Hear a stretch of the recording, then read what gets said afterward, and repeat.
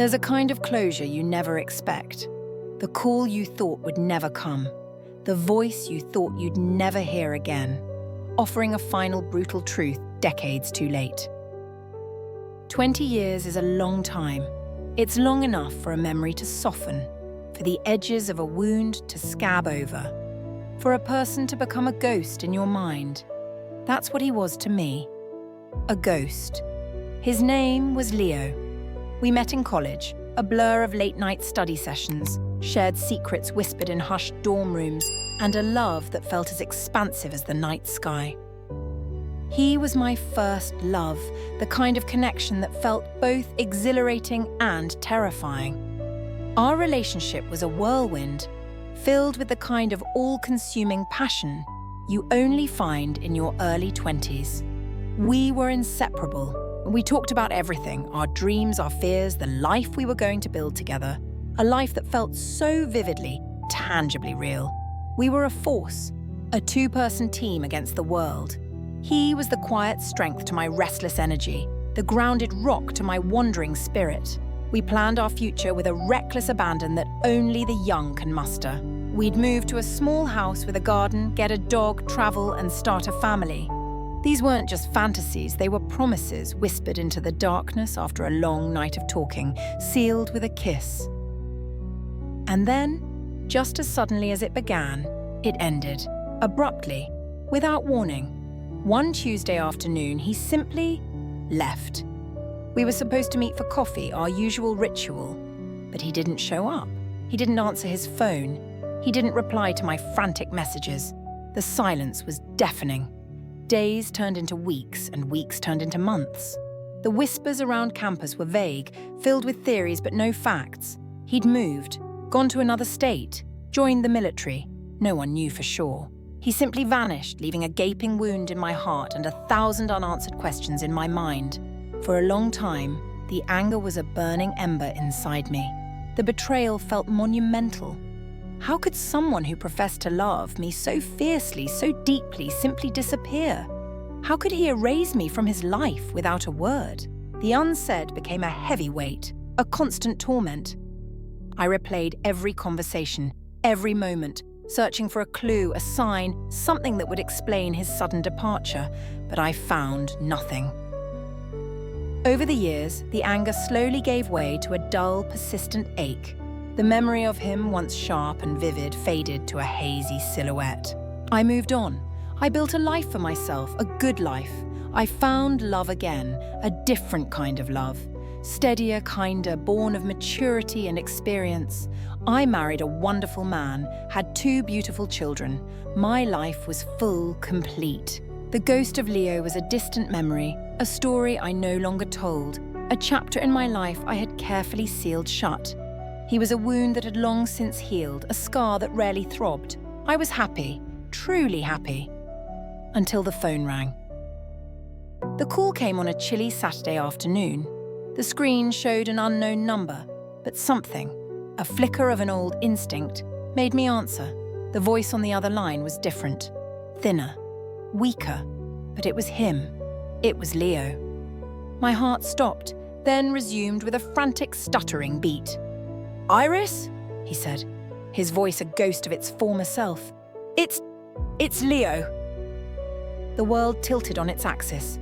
20 years of silence, of sealed-off pain, came rushing back in a single, devastating wave.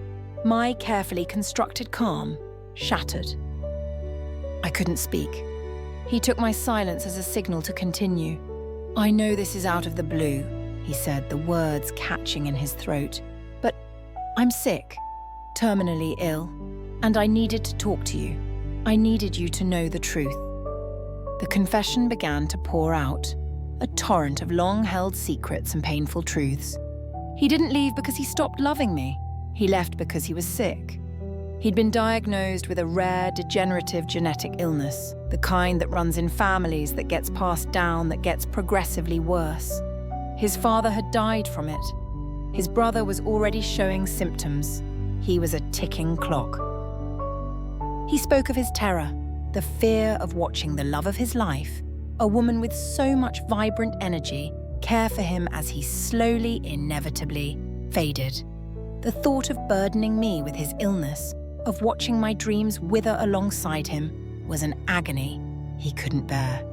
He was in love with me so deeply, so profoundly, that the only way he could imagine loving me was to let me go. He believed he was doing the most selfless, the most noble thing imaginable. He was sacrificing his own happiness for mine. He thought that by leaving, by disappearing, he was giving me a chance at a full, healthy life, the life we had always dreamed of. I listened in a daze, the phone cold against my ear. The 20 years of anger, of confusion, of festering betrayal was suddenly, utterly meaningless. All this time I had believed he was a monster, a coward, a heartbreaker. But in reality, he was a frightened young man, crippled by a devastating diagnosis, making a terrible, tragic choice out of a love so profound it broke him. My heart, long since healed, now ached with a new, sharper pain, a pain born of empathy, of a profound, soul-deep grief for the young man who had made such a devastating sacrifice. He had granted me a life without him, a life I had built and cherished. But his act of selfless love had also robbed us of a goodbye. It had robbed us of the truth. It had robbed me of the chance to be there for him, to show him that my love was not conditional, that I would have chosen to be by his side no matter what. The confession was an agonizing gift, a brutal truth that in its own way felt like a final, devastating betrayal. It was a wound that had been neatly sealed, now ripped open, the salt of his truth stinging every long-healed scar. The phone call continued, a dialogue of lost time, a conversation decades overdue. We were no longer two young lovers, but two different people, shaped by two vastly different lives.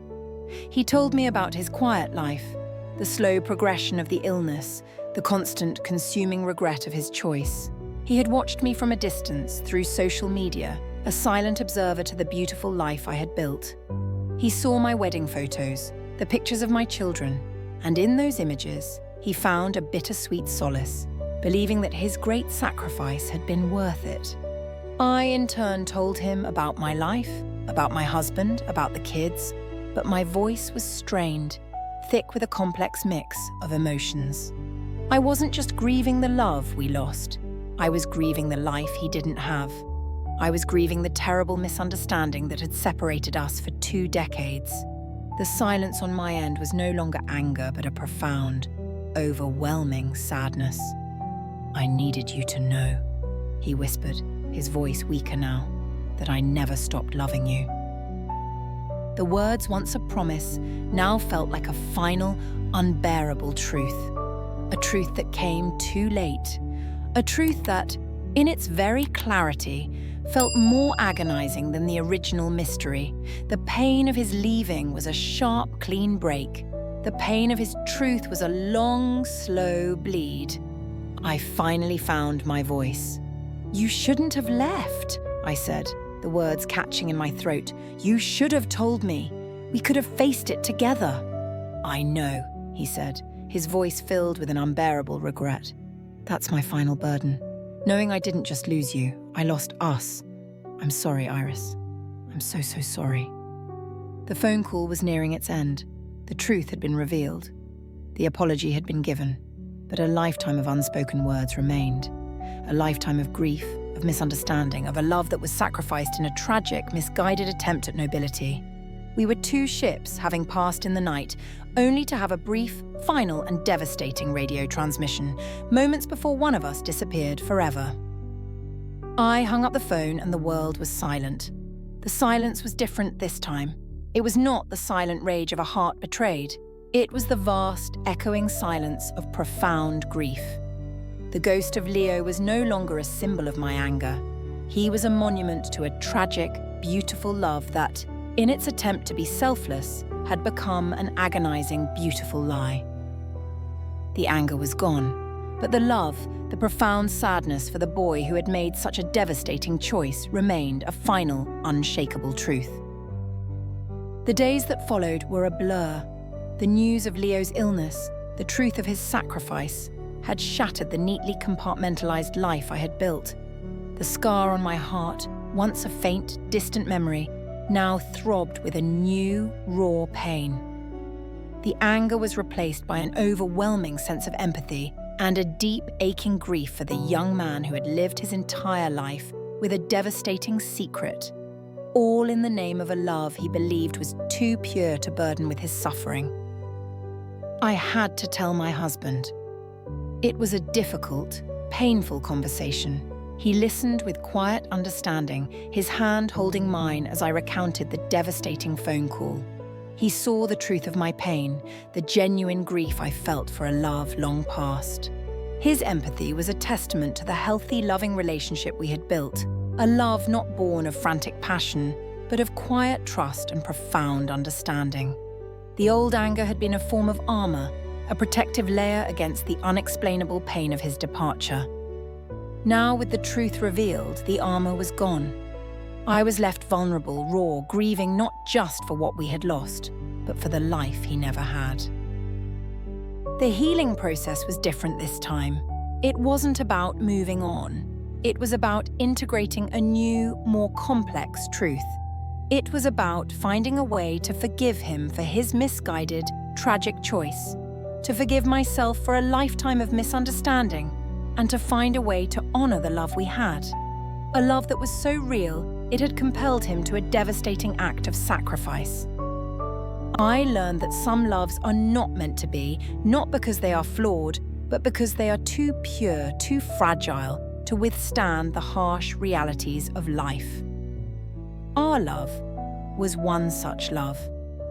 His final confession was a brutal gift, a painful closure that left me with more questions than answers and more grief than peace. But in that grief, I found a strange, profound beauty. The beauty of a love so powerful it led to a tragic choice. The beauty of a truth, no matter how painful, finally revealed. Leo's ghost no longer haunted me with anger.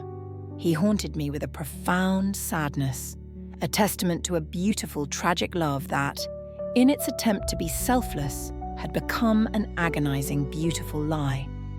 And in that grief, in that profound new understanding, I finally found a form of closure. It was not the clean, neat closure I had always wanted, but a messy, painful, and ultimately beautiful form of peace. Some loves are too powerful to simply end. They become a part of us, shaping us in ways we don't understand until years later. If you've ever experienced a love that ended abruptly, leaving you with 1,000 questions, or if you've been on a journey of profound, unexpected healing, remember that every unsaid word, every unanswered question holds a lesson. If this story resonated with you, I encourage you to share your own experiences of bittersweet closure, of sudden revelations, or of love that transcended time. Your stories of resilience and understanding can be a powerful source of comfort to others. And if this narrative touched your heart or offered a moment of profound reflection, please consider subscribing to the channel and hitting the like button. Your support helps me continue to share these deeply personal and emotionally resonant stories of love, loss, and the quiet beauty of human connection. Thank you for listening.